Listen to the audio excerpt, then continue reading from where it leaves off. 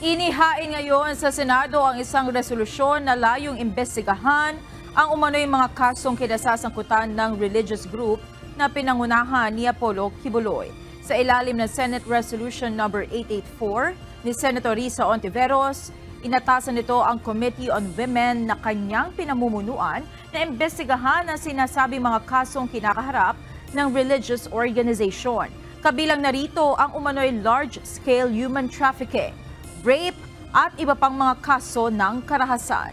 Naniniwala si Senator Hontiveros na ang isasagawang investigasyon ay makatutulong upang matukoy kung saklaw ba ng umiiral na human trafficking laws ang large-scale at systematic acts ng trafficking na umano'y tinatago sa likod ng religious organization.